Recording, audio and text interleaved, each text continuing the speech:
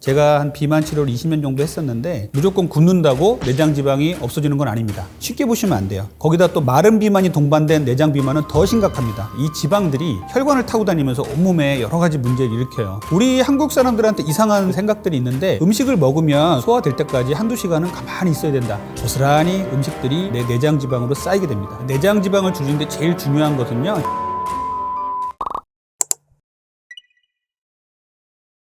저도 진료실에서 많이 경험하는 일인데요. 중년의 여성분들이 오셨는데 겉으로 보기에는 날씬해 보이는데 체성분 검사를 해보면 내장 비만이 상당히 많고 환자 본인도 나는 배만 나왔어요 라고 불만을 말씀하시는 분들이 좀 계세요. 이런 분들을 흔히 이제 마른 비만이라고 얘기하는데요. 이제 근육은 적고 뱃속에 내장 지방으로 축적이 많이 돼 있는 분들을 마른 비만이라고 얘기를 합니다. 우리 몸의 체지방은 두 가지로 구분을 해볼 수가 있어요. 하나는 피하 지방이고 하나는 내장 지방인데요. 피하 지방은 이렇게 손으로 몸에 어디든지 잡았을 때 손에서 잡히는 부분이 피하 지방입니다. 이 피하 지방은 겉으로 보기에는 안 좋죠. 하지만 건강을 심각하게 위협하지는 않아요. 그래서 외모상은 좀 문제가 있지만 건강을 위협하는 지방은 아니다. 이렇게 해서 피하 지방이라고 말씀을 드리고, 이제 내장 지방은요, 우리 뱃속에 내장 사이사이에 끼어져 있는 지방을 말하는데 얘는 보정 속옷을 입는다든지 허리띠를 꽉 매면 안 보일 수는 있죠. 그래서 외모상으로는 크게 문제가 되지는 않을 수 있지만 건강을 심각하게 위협할 수 있는 것이 내장 지방입니다. 문제가 뱃속에 내장 사이사이에 끼어 있는 이 지방들이 혈관을 타고 다니면서 온몸에 여러 가지 문제를 일으켜요. 예를 들자면 혈관을 타고 다녀서 혈관 속에 끼게 되면 이제 고지혈증이 생기는 것이고요. 간에 가서 침착이 되면 지방간이 생기죠. 여러 가지 몸에 대사 질환을 일으켜서 인슐린 저항성, 당뇨 이런 것들을 일으키면서 심혈관계 합병증을 일으키고 심각하게는요, 심근경색, 뇌졸중까지도 일으킬 수 있는 게 이 내장 지방입니다. 굶는 것은요, 저는 정말 추천드리지 않는데 굶으면요 거꾸로 우리 몸의 기초 대사량이 떨어집니다. 그래서 우리가 단식원에서 보면 몇 끼를 굶는 분들이 가만히 누워만 계시잖아요. 이 기초 대사량이 떨어지면 움직이기가 싫어요. 그럼 운동을 못 하게 되겠죠. 지방을 연소할 수 있는 기회를 놓치게 되고 근육이 줄고 지방이 줄지 않는 이러한 잘못된 방식의 다이어트가 될 수가 있어요. 그래서 무조건 굶는다고 내장 지방이 없어지는 건 아닙니다. 우리가 그냥 대략적으로 얘기할 때 내장 지방이 좀 더 잘 빠진다는 얘기를 해요. 왜 그러냐면은 피하 지방보다는 내장 지방이 에너지원으로 더 빨리 소모가 됩니다. 내장 지방을 줄이는데 제일 중요한 것은요, 정제된 탄수화물을 줄이는 거예요. 정제된 탄수화물이라는 건요, 통곡, 알곡으로 먹는 음식이 아니라 갈아낸 탄수화물. 예를 들자면 빵, 떡, 면 이런 것들이 되겠죠. 이런 것들은 아주 잘게 부서져서 우리가 음식을 만들기 때문에 섬유질이 다 파괴가 돼요. 이 파괴된 섬유질의 문제는 뭐냐면요, 우리가 먹게 되면 첫 번째 맛있죠. 그래서 아주 달콤하니까 많이 먹게 되고 우리 소화관 속에 들어가게 되면 아주 빨리 흡수가 됩니다. 그래서 혈중으로 빨리 포도당이 퍼지게 되죠. 그러면 이 혈중에 올라온 포도당을 떨어뜨리기 위해서는 우리 췌장에서 또 인슐린이 나와서 잡아내리면서 혈당을 떨어뜨리면서 이때 지방이 축적이 되는 거예요. 주로 폐경기 전 여성 같은 경우들은요, 피하 지방으로 먼저 살이 찌게 됩니다. 그런데 폐경기 후의 여성 또는 남성들은요, 대부분 복부에 내장 비만으로 쌓이게 돼요. 그래서 남자들은 주로 젊었을 때도 살이 쪄도 배가 나온 비만이 되는 것이고요. 여성들은 이제 폐경기 후가 되면요, 젊었을 때 찌지 않았던 뱃살이 점점점 찌기 시작하는 것이죠. 그래서 우리가 정제된 탄수화물을 줄이는 게 뱃살을 빼는데 1번입니다. 가장 중요한 것이라고 말씀드리고 싶어요. 탄수화물을 아예 안 먹을 수는 없어요. 우리가 탄수화물은 통곡류라든지 복합 탄수화물 위주로 드시는 게 좋습니다. 예를 들자면 흰빵보다는 통밀빵, 호밀빵, 흰밥, 백미보다는 잡곡밥, 그리고 현미밥 이런 것들이 좋다는 것이죠. 또 하나는 먹는 순서를 상당히 조심하셔야 돼요. 제일 먼저 탄수화물부터 먼저 먹게 되면요, 혈당 스파이크라 그래서 혈당이 갑자기 올라갑니다. 그래서 혈당이 쭉 올라갈 때 이제 인슐린이 나오게 되고 뚝 떨어지게 되는데요. 이 혈당 스파이크를 만들 가능성이 상당히 높기 때문에 음식을 먹을 때 첫 번째는요, 야채를 먼저 드시고요. 두 번째는요, 단백질을 그 다음에 드시고요. 세 번째 이제 탄수화물을 드셔야 됩니다. 탄수화물을 제일 나중에 드셔야 혈당을 오르는 것을 막을 수가 있어요. 간헐적 단식은 상당히 좋은 내장 비만을 제거하는 방법이에요. 우리가 간헐적 단식에서 가장 중요한 것은 췌장을 쉬게 할 수 있는 시간을 주는 것이죠. 현대인들은 뭐 아침에도 먹고 밤에도 먹고 낮에도 먹고 24시간 먹는 경우가 상당히 많은데요. 이런 것들에 대한 반성으로 나온 게 간헐적 단식이죠. 간헐적 단식은 12대 12 단식이다 그러면 12시간은 먹을 수 있는 시간이고 12시간은 먹지 않는 시간이다, 공복 시간이다라고 봤을 때 물 외에는 아무것도 먹지 말자고 얘기를 하거든요.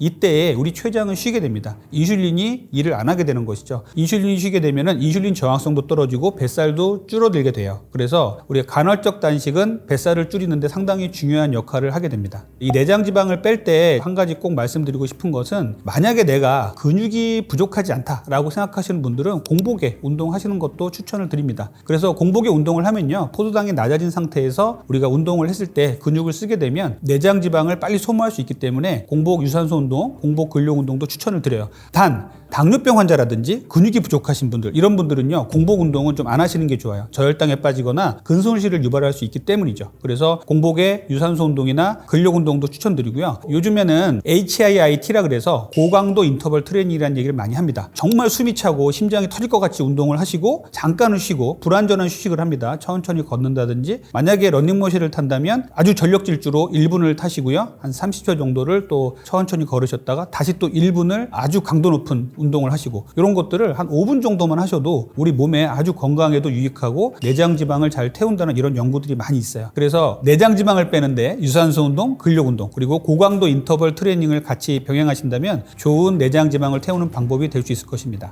일반 현대인들이 운동하기 참 힘드시잖아요. 정말 시간을 내서 헬스클럽에 가거나 아주 고강도 운동을 하지 못하는 분들이 많지 않습니까? 그래서 이런 분들한테 추천을 드리는 것은, 식사 후에 가만히 있지 마시고 설렁설렁이라도 좀 움직이셨으면 좋겠어요. 왜 그러냐면요, 우리 한국 사람들한테 이상한 생각들이 있는데, 음식을 먹으면 소화될 때까지 한두 시간은 가만히 있어야 된다, 이렇게 생각하는 분들이 많은데, 거꾸로 생각을 해보시면요, 이 식사를 하시면 혈당이 이제 점점점 올라가요. 식후 30분, 1시간에서 최고의 농도를 찍고 2시간을 거쳐서 이제 내려오는데요, 이 시간 동안에 가만히 있는다는 것은 아주 혈당 스파이크를 잘 만들기 위한 노력을 하고 있는 겁니다. 그래서 식사 후에 천천히 걸으시거나 산책을 하시잖아요. 그럼 혈당 스파이크가, 혈당이 쭉 올라가다가 멈춰요. 그래서 운동하는 동안에 쭉 평형을 유지하다가 시간이 지나면 떨어집니다. 이런 식의 운동이 중요해요. 그래서 시간을 내서 운동을 하지 못하시는 분들께 가장 많이 추천드리는 건요, 식후 걷기예요. 식사 후에는요, 천천히 걷기 시작해서 이제 배가 안 아프다면 속도를 좀 올리셔서 속보를 좀 걸으시고, 할 수 있다면 30분에서 1시간 정도 걸으시면 좋고요. 저녁 식후에 혈당 스파이크가 가장 많이 일어납니다. 그래서 이 시간 동안에 집에서 가만히 누워서 TV 보지 마시고 재활용을 한다든지 쓰레기를 치운다든지 주방 일을 한다든지 해서 아내분들에게도 점수를 좀 따시고, 이제 쓰레기 버리러 나가서 쓰레기 버리고 천천히 걷다가 들어온다, 이렇게 생각하시면 좋을 것 같아요.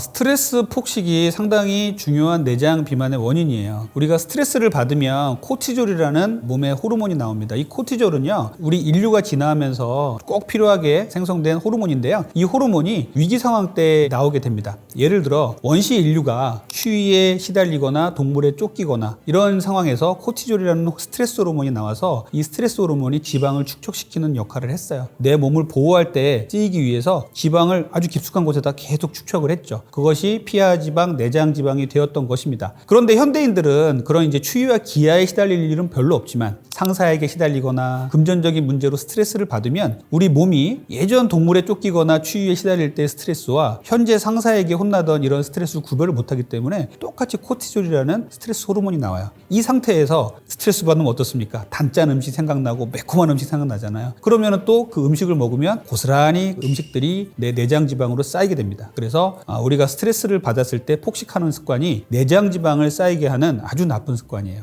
그리고 또 하나는 잠에 대한 문제인데요. 잠을 못 자도 스트레스 호르몬이 코티졸이 나옵니다. 비만에 상당히 중요한 렙틴이라든지 그리고 성장 호르몬이라든지 이런 호르몬들이 잠을 못 자면 교란이 와요. 그래서 잠을 못 잔 사람들이 이제 더 많이 먹게 되고 폭식을 하게 되고 이런 분들이 계세요. 어떤 분들은 나는 잠을 못 자니까 식욕이 떨어지던데, 이런 분들이 계신데, 그거는 하루 이틀 못 잔 분들이고요. 만성적으로 잠을 못 자게 되면요, 몸에 스트레스가 가해지면서 내장 비만이 상당히 많이 찌게 됩니다. 그래서 스트레스성 폭식, 그리고 잠을 못 자면서 또 폭식, 이런 것들이 내장 지방을 쌓이게 하는 아주 나쁜 습관이 되겠어요. 제가 한 비만 치료를 20년 정도 했었는데, 이 기간 동안에만 봐도 마른 비만이 상당히 많이 늘어났어요. 왜 그러냐 하면은 현대인들이 점점 더 사회는 복잡해지고 IT가 발전하고 하면서 책상에 앉아있는 시간이 많아지고 운동할 시간은 줄어들고, 거기다 우리가 최근에 겪은 코로나 때문에 운동할 시간은 적죠. 배달 음식 시켜 먹었죠. 이런 것들 때문에 근육이 상당히 많이 줄었고요. 이 근육이 줄어든 상태에서 배만 나오죠. 그렇게 되면 이제 올챙이 배라고 얘기를 하고, 거미형 인간이라고도 얘기를 합니다.